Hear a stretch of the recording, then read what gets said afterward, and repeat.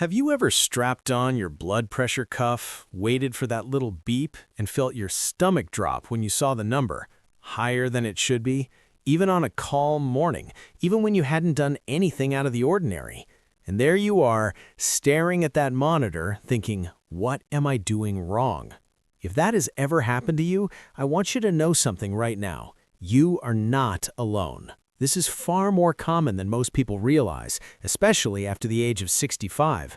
And what worries me most is not that high number itself, but when someone gives up on trying to manage it, figuring there's nothing left to do but take the pill and hope for the best. Because there is something you can do. There is plenty you can do. And today, I am going to show you exactly that. In this video, I'm going to share 3 very simple habits, everyday things that have a real and proven impact on keeping your blood pressure in a healthy range. No gym membership needed, no extreme diet, no turning your whole life upside down. These are small, practical steps that anyone can start doing today. And if you stay with me until the end, I will tell you which one of these 3 habits tends to make the biggest difference for people in our age group. Before we dive in, if you are not yet part of our community here on this channel, now is the perfect time to subscribe and hit that notification bell. We put out new content every weekday, always with plain, straightforward language and real, trustworthy information made specifically with you in mind. Just click down below. It takes about 2 seconds and make sure you never miss a video. Now, let's get into what really matters. High blood pressure, which doctors call hypertension, is one of the most common conditions among people over 65 in the United States. But here's something many people do not know. The medication your doctor prescribes is very important, yes, but it works so much better when you support it from the inside, through your everyday habits. Think of it like a really strong sports team that plays even better when the crowd is cheering them on. These 3 habits are that crowd. The first habit is managing your salt intake, but in a way that will not make you miserable. I know that whenever someone says, cut back on salt, the first reaction for most people is, but then food will taste like nothing. What's the point? And I completely understand that feeling. We grew up with certain flavors, certain comfort foods, and changing that feels like a loss, not a gain. But hold on, because it is not quite like that. What the science actually shows is that you do not need to eliminate salt completely. What matters is cutting back on the excess. And the biggest culprit is not that small pinch of salt you add when you're cooking at home. The real villain is hidden salt, the kind that is already packed inside processed foods before you even open the package. Think about it this way: that bag of chips you snack on while watching the evening news, the seasoning packet you stir into your soup, the deli meat you put in your breakfast sandwich, like ham or bologna, the canned goods, the pickles, the soy sauce.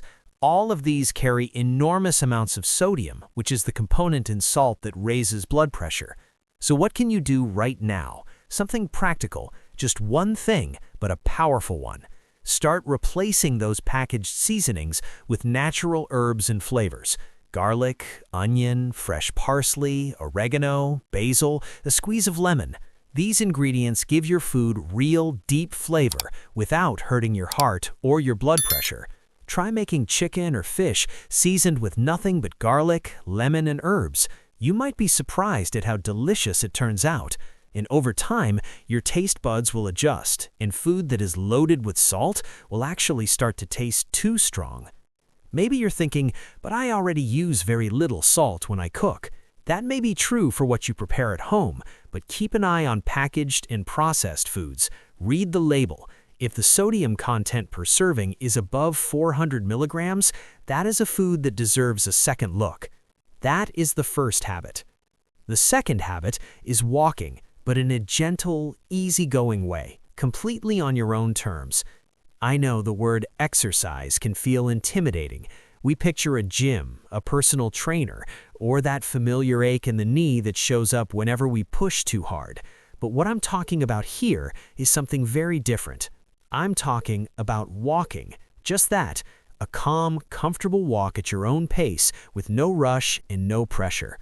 Research shows that walking for 30 minutes 5 times a week can lower your systolic blood pressure, that's the top number, by up to 8 points. 8 points!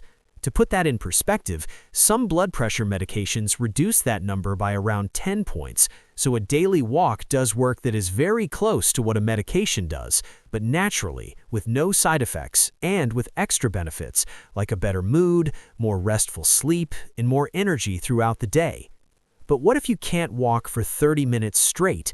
That's completely fine. You can break it up.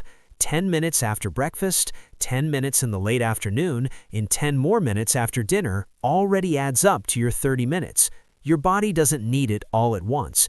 What matters is the movement that accumulates throughout the day. One tip I love sharing: do not wait until you feel like going out. The motivation tends to come after you've already started moving. So try building a small ritual around it.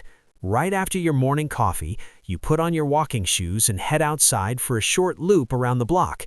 Even if it's brief, even if it's slow, over time, your body will ask for more, and you'll naturally start going a little further. Start small, but start. That is the second habit. The third habit is taking care of stress, and this might be simpler than you think. This is the habit that surprises people the most, because many folks do not connect stress to high blood pressure, but the relationship between the two is direct and very strong. When we feel anxious, worried, angry, or afraid, the body releases hormones that cause blood vessels to tighten, and when blood vessels tighten, blood pressure goes up. It is an automatic response, as if the body is bracing itself for danger.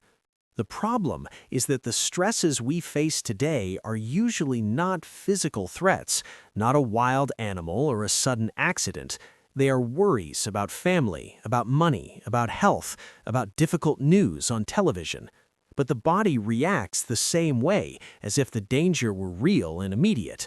So, blood pressure rises, often without you even noticing. What can you do about it? There is a very simple technique called deep breathing. When you feel tension building up, when your head feels heavy or your heart feels like it is racing, stop everything for just 3 minutes and try this. Breathe in slowly through your nose for a count of 4, hold the breath for 2 seconds, then breathe out gently through your mouth for a count of 6.